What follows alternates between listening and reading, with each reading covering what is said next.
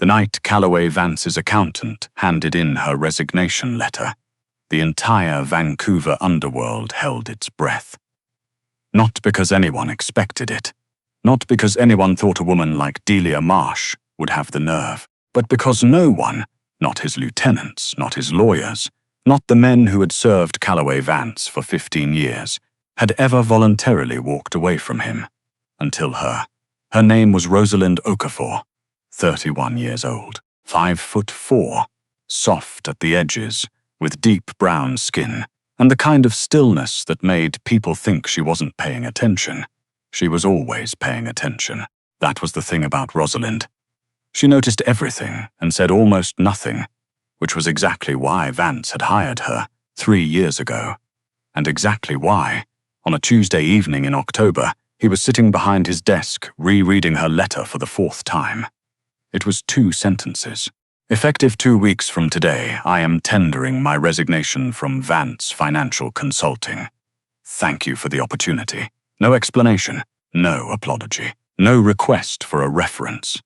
Vance set the letter down on his desk very carefully, the way a man sets down a glass he is trying not to throw.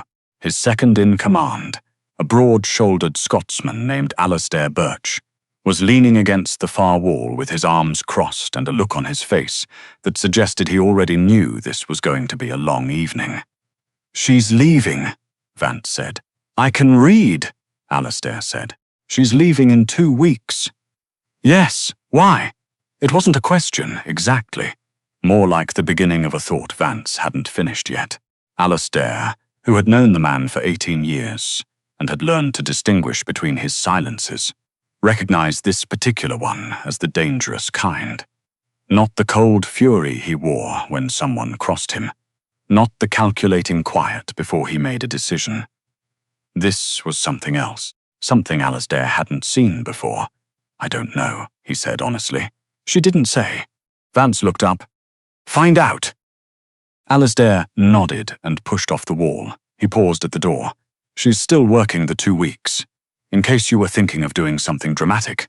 Vance gave him a look. Alastair left. Rosalind Okafor had not planned to resign on a Tuesday. She hadn't planned it at all, really. She had been standing at the window of her small office on the 14th floor. Not Vance's floor. Never his floor. She'd been very careful about that. Eating a granola bar she didn't want, and looking out at the grey October rain hitting the glass, when she'd understood, quite suddenly, that she had been slowly disappearing. Not literally. She was right there, very much present, granola bar and all. But somewhere in the last 3 years, between the ledgers and the quarterly reports, and the careful work of keeping her head down and her numbers clean, she had stopped existing as a person and started existing as a function. A tool Vance used and put down and picked up again when he needed her. She wasn't angry about it.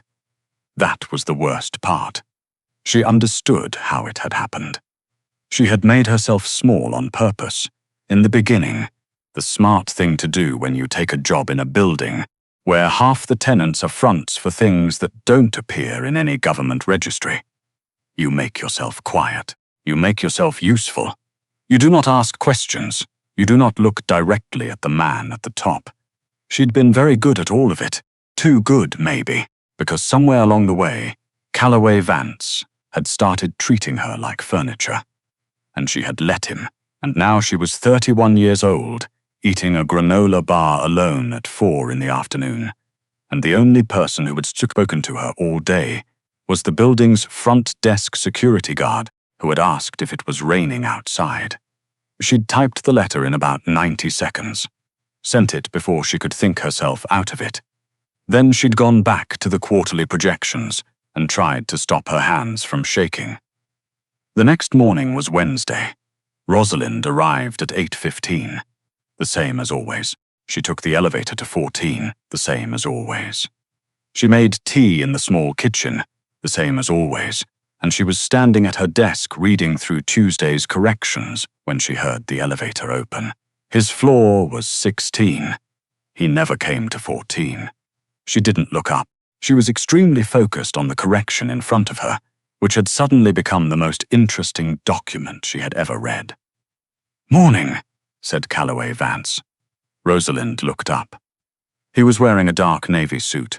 He had the kind of face that belonged on a man who had spent a lot of years deciding things. Angular, sharp-jawed, weathered at the corners of his eyes in a way that didn't make him look old so much as permanent.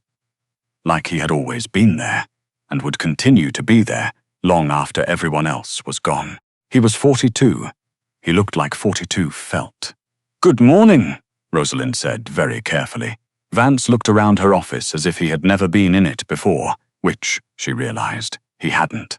He picked up the framed photo on the edge of her shelf, her and her younger sister at Niagara Falls, both of them squinting into the sun, and put it back down. "You had questions," he said. "About your letter." Rosalind blinked. "I didn't ask any questions." The letter was fairly self-explanatory. "I have questions." She looked at him. "Sit down," she said, then immediately wondered why she had said that, because this was his building, technically. He sat down, in the chair across from her desk, like a person. Rosalind sat too. "Where are you going?" he said. "I haven't decided yet." Something moved across his face. She couldn't name it. "Another firm, possibly. In the city. I haven't decided," she said again. There was a pause. Outside, rain was still coming down, quieter now, just a hiss against the glass. Vance looked at her the way she'd noticed he looked at balance sheets, like he was trying to find the line that didn't add up. "You're the best numbers person I've ever had," he said finally. "Thank you. That's not a compliment. It's a fact." "I know," Rosalind said. "That's why I said thank you." His jaw tightened slightly. She'd noticed he didn't like when people matched him step for step. Most people didn't try. "I can increase your compensation. That's not the issue. Then what is the issue?" She thought about explaining. She had a whole explanation ready. Actually, she'd drafted it in her head at 2 in the morning when she couldn't sleep. Reasonable. Professional. No blame. No bitterness. Just the clean facts of the situation. She looked at Calloway Vance, sitting across from her in her small 14th floor office, with the framed photo of her and her sister on the shelf. And she thought, he will not understand a single word of it. "I need a change," she said. He stared at her for a moment. Then he stood up, straightened his jacket, and said, "The Meridian Group is not as clean as they appear." Rosalind frowned. "The Meridian Group? You're likely considering them." They've been recruiting quietly. Their books look correct from the outside, but their third-quarter variance reports have a gap in them that someone like you would find in about 40 minutes, and then you would have a problem. He paused. "I'm telling you this as a courtesy." He walked out. Rosalind sat very still for a long moment. Then she picked up her pen, uncapped it, and made herself go back to the corrections. Her hand wasn't quite steady. She told herself it was the tea. The Meridian Group, she later discovered, did in fact have a gap in their variance reports. She hadn't been seriously considering them. She hadn't been seriously considering anyone. She'd sent out 3 quiet inquiries, more to have options than out of any real conviction, and the Meridian one had been the longest of long shots. But the fact that he knew about it, the fact that he'd had someone look, she sat with that for a while. Meanwhile, the 2 weeks continued. Vance did not return to the 14th floor. He did, however, start sending documents to her office directly, rather than through his administrative assistant. Small things, quarterly summaries, contract reviews, the kind of work she'd been doing for 3 years, that she was apparently doing, without him fully registering it. She'd assumed she was invisible. Now she had the strange, slightly disorienting experience of realizing he'd seen her all along, and the invisibility had been, at least partially, mutual. On Thursday of the first week, he sent a request through Alasdair. Would she look at a property acquisition file and flag anything that seemed irregular? She flagged 4 things. By Friday afternoon, Alasdair had appeared in her doorway, hands in his pockets, wearing the expression of a man who was carrying out orders he found personally entertaining. "He wants to know if you've decided about the other firms," Alastair said. "Tell him I'm still considering my options," Rosalind said, without looking up. A pause. "He's not going to like that. I know." She heard Alastair exhale. Not a sigh, more like suppressed amusement. "Right, I'll tell him." The second week, Vance started eating lunch. This would not have been remarkable except that, as far as anyone in the building was aware, Calloway Vance did not eat lunch. He worked through it, or he took meetings through it, or he simply didn't, which was the option Rosalind had always suspected. She'd certainly never seen him with food. On Monday, she came back from the small kitchen with her soup to find a takeout bag on her desk from a Japanese restaurant on Robson Street that was expensive enough that the menu didn't list prices on their website. There was no note. She looked at it for a full minute. Then she looked at the security camera in the upper corner of the hallway, which she was aware Vance could access from his office upstairs. She opened the bag. The soup was miso with hand-cut tofu and a side of salmon onigiri. It was, objectively, the best thing she had eaten in recent memory, and she resented that considerably. On Tuesday, there was a different bag, Thai this time. On Wednesday, she went to Alastair's office. "The food," she said. Alastair looked up from his desk with an expression of complete neutrality that she recognized as practiced. "What food? You know what food." "He eats," Alastair said. "He just doesn't make a thing of it." Rosalind stared at him. "Tell him thank you, and that it's not necessary." "I'll tell him thank you," Alastair said. She turned to leave. "Monsieur Okafor." She stopped. Alastair was looking at her with something that might, in another context, have been sincerity. "He's not great at this, just so you know." "At what?" A small pause. "Any of it." She left without answering. Thursday of the second week. 1 day left. Rosalind arrived at 8:15. She made her tea. She sat at her desk, and she looked at the wall, and she thought, very clearly, that she had made a terrible mistake. Not in leaving, or maybe in leaving, or maybe in coming here in the first place. She wasn't sure which particular mistake she had made, only that she had made one, and it had resulted in her sitting here with 6 ledgers, and a mug of chamomile, and a knotted feeling in her chest that she'd been ignoring for 2 weeks. She was smart. She knew she was smart. She'd always known it, had to know it, had leaned into it, because it was the one thing no one could take away. Being smart had gotten her through university on a full scholarship, and into a career she was genuinely excellent at, and it had also, she could now admit, caused her to catastrophically misread the situation she was currently in. She had thought, "I am invisible here. I am useful and quiet, and I do not take up space, and this man does not see me." She had not understood that the opposite of being seen is not the same as being invisible. Sometimes it is simply waiting. She was thinking about this, too hard, too early in the morning, when her office door opened. Vance stood in the doorway. No Alastair, no file in his hand, no pretense of a work reason. He looked, for the first time she could recall, slightly uncertain. It lasted about half a second, then it was gone, replaced by the usual. "You're leaving tomorrow," he said. "Yes. I'd like you to reconsider. I know." A pause.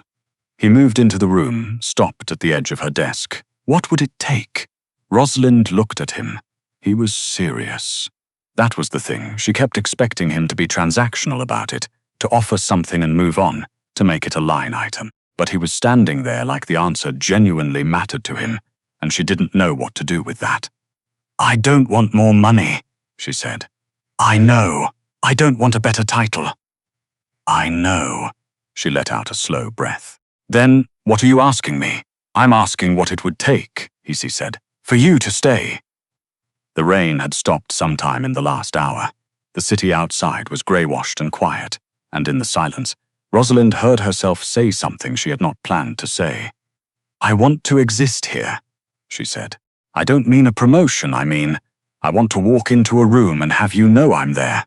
I want the work I do to mean something beyond what it produces. I want..." She stopped. This was more than she'd meant to say. Much more. Vance was very still. "I want to not eat lunch alone every single day," she said, which was the most embarrassing sentence she had ever said aloud, and the truest. Something happened to his face. She couldn't describe it exactly. It was like watching a building settle, like something that had been held rigid for a very long time finding a different position. "I eat lunch on Wednesdays," he said, "at the restaurant on the 3rd floor of the hotel on Barad. I go alone because I have never had anyone I wanted to bring." He paused. "I would like you to come." Rosalind looked at him. "This Wednesday," he said. "That's conditional on me still being here this Wednesday." "Yes," he said. "It is." She stayed. She would never fully explain why, to anyone, not to her sister, who called twice a week and would have had many opinions, not to Alasdair, who had the decency to pretend surprise when she handed back the exit paperwork unsigned. She stayed because of something she couldn't quite name, something to do with the food deliveries and the Meridian Group warning, and the way he'd sat in the chair across her desk like a person, and the look on his face when she'd said she wanted to exist here. He had recognized that, whatever wall he'd built around himself that had gotten through. The first Wednesday lunch was at the restaurant on the 3rd floor of the hotel on Barad. It was quiet and somewhat formal, which suited them both. They talked about the property file she'd flagged, then they talked, cautiously, about other things. She mentioned her sister, the Niagara photo, the fact that she'd originally wanted to study environmental law before the accounting scholarship materialized. He told her that he'd grown up in Thunder Bay, which surprised her, because nothing about him suggested Thunder Bay. He said that it had been cold, mostly. It was not a romantic lunch, exactly. It was something more tentative than that. Two people figuring out what they were in relation to each other, now that the established order had been disrupted. But she noticed, walking back into the building afterward, that she felt different than she had on any other Wednesday in the last 3 years. Lighter, like something that had been quietly pressing down had shifted. The following Monday, when she arrived at the office, there was no takeout bag. Instead, Vance was in her doorway at noon. "The place on Robson," he said. She saved her document. She got her coat. They went to the place on Robson. He ordered for her without asking, and she was about to say something about that when the server put down the miso soup and the salmon onigiri, and she understood that he had paid attention to what she'd eaten when he thought she wasn't looking, and she let it go. The third lunch, she talked about her family in Brampton. The fourth, he mentioned something that had happened when he was 23, in a way that suggested he didn't mention it to anyone, and she listened without interrupting, and when he was finished, there was a silence that wasn't uncomfortable. Alasdair, for his part, said nothing about any of it. He had, however, started booking the Wednesday noon hour as blocked in Vance's calendar under the label meeting, which was technically not inaccurate. It was her sister who said it first. Her name was Camille, younger by 4 years, and considerably less cautious than Rosalind in every possible way. She came to visit in November, slept on the pull-out sofa, and spent 2 days asking pointed questions about Rosalind's employer, while Rosalind deflected with impressive consistency. On the last evening, over takeout and bad television, Camille said, "You like him." Rosalind said, "He's my employer. You talk about him like he's a weather system. He has that effect on most people." "But not on you," Camille said. Rosalind said nothing. "Ros, it's complicated. It's always complicated with you. You have made every single thing in your life more complicated than it needs to be." Camille pointed her chopstick. "This man is sending you Japanese food and going to lunch with you every week. He is not complicated. You are just scared." Rosalind thought about saying, "You don't understand what his world is. You don't understand what proximity to that world costs, what it means to be close to someone who operates the way he operates, what happens when you stop being useful." She thought about saying all of that. Instead, she said, "The miso was exceptional." Camille threw a throw pillow at her. In December, there was a situation. Rosalind would never have full details. That was the nature of Vance's world. And she'd understood from the beginning that full details were not something she'd ever be given. What she knew was that there was a problem with a warehouse in Richmond, that it required Vance's personal attention, and that for 4 days she didn't see him. What she hadn't anticipated was minding. She sat at her desk on the 3rd day, and she looked at the numbers on her screen, and she realized she had re-added the same column 4 times and gotten 4 different answers, which was not something that happened to her. The numbers were fine. She wasn't. On the 4th day, Alistair appeared in her doorway at 2 in the afternoon. He didn't say anything, just stood there, and then he stepped aside and Vance walked in. He had, she noted, a cut along his jaw that hadn't been there before. He looked tired in the particular way of a man who has not slept, but will not say so. He stood in the middle of her office, and he looked at her, and she stood up, which she hadn't meant to do, and she said, "Are you all right?" "Yes," he said. "You have a cut. I'm aware."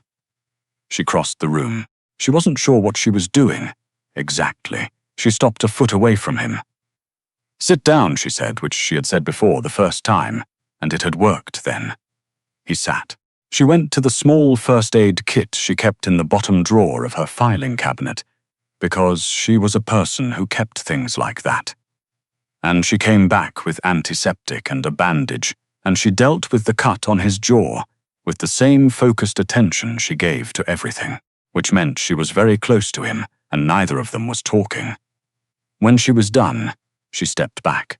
He was looking at her in a way that she didn't have a category for, not the way he looked at balance sheets, not the way he looked at problems. Something else entirely. "Rosalind," he said. "Don't," she said, not unkindly. "Not right now." He was quiet. "Come back Wednesday," she said. "The place on Robson." He came. She had been wrong about one thing she came to understand over the months that followed. She had assumed, had quietly, persistently assumed, that a man like Calloway Vance would eventually find her wanting, that the patience would run out, the interest would shift, that at some point the math would stop working in her favor. She had kept herself half ready to be let down, the same way she'd kept herself small in the beginning, a hedge against disappointment. She had not anticipated being wrong. Vance, it turned out, was not a man who made room for things by accident. When he made room, he meant it. When he decided something, it was decided. And somewhere between October and the following spring, with very little ceremony and no particular announcement, he had apparently decided on her. She found this out in increments. The Richmond incident had introduced her to a layer of his world she hadn't seen before, and instead of it frightening her off, it had clarified something. She was not useful to him in the way she'd always assumed. Useful, yes. But that wasn't the point. The point was something else. Something she'd been slow to name because she'd convinced herself she wasn't the kind of person that had happened to. In February, he introduced her to 2 people whose names she recognized from a world she'd worked very carefully to stay tangential to. He introduced her as Rosalind Okafor, who was indispensable. Not my accountant, not our numbers person, indispensable. She had looked at him sideways afterward and said, "That was unexpectedly generous." "It was accurate," he said. In March, Camille called and said, "So?" And Rosalind said, "It's still complicated." And Camille said, "You are impossible." And Rosalind said, "He called me indispensable." And Camille screamed. In April, on a Wednesday, they went to the place on Robson as they always did. It was a warmer day, the first real warmth of the year, and afterward they stood outside on the sidewalk while the lunch hour crowd moved around them, and Vance said, without preamble, "I want you to know that I'm aware." She looked at him. "Of what? Of what this cost you? Staying. I know it wasn't the straightforward choice." She thought about it for a moment. It wasn't straightforward. No, I know, but I'm not. She paused. "I'm not sorry," He looked at her with that expression she had eventually found a name for, though she'd kept the name to herself. "Neither am I," he said. It was not a declaration. Calloway Vance did not make declarations, but he reached over, unhurried, and took her hand, and they stood on the sidewalk on Robson Street in the April sun while the city moved around them. And for the first time in a long time, Rosalind Okafor did not feel like she was disappearing. She felt, quite precisely, like she was exactly where she was.